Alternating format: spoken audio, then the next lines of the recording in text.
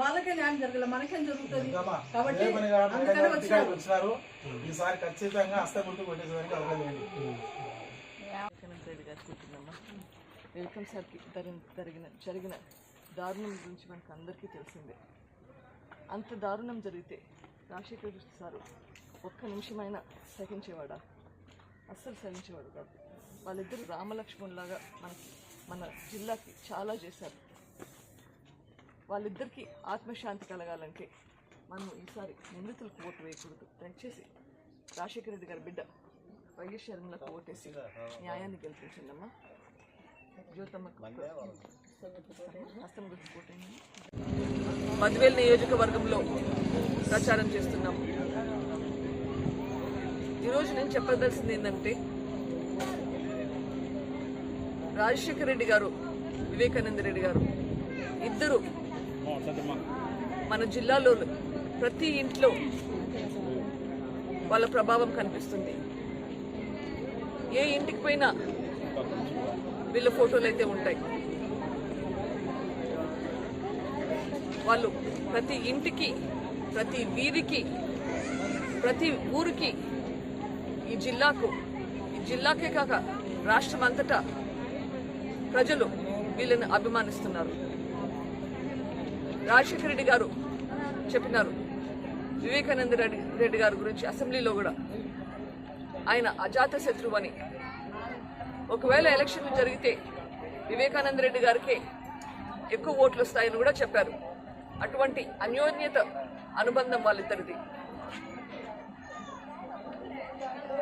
దురదృష్టవశాత్తు రాజశేఖర రెడ్డి గారు మనతో ఈరోజు లేరు.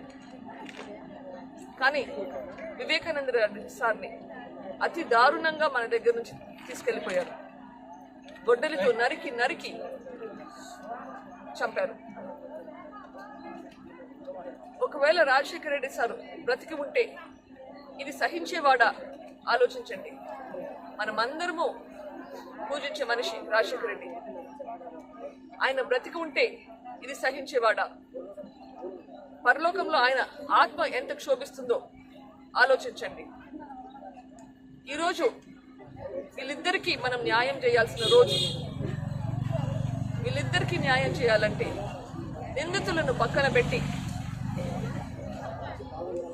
హస్తం గుర్తుకి షర్మిలమ్మకు ఓటేసి గెలిపించుకొని వాళ్ళ ఆత్మకు శాంతి కలిగించాలి.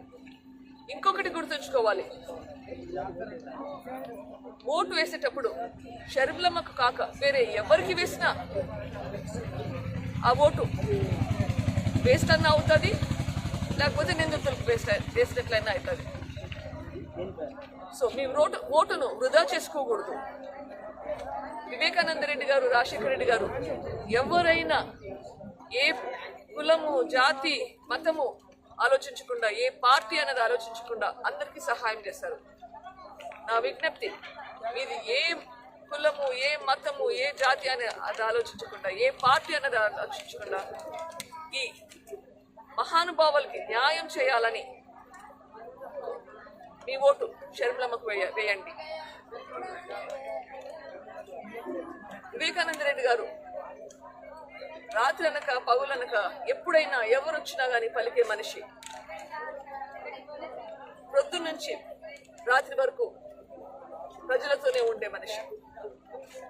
కానీ ఈరోజు ఆ పరిస్థితి కనిపించట్లేదు. ఇప్పుడు కరెంట్ ఎంపీ గారిని చూస్తే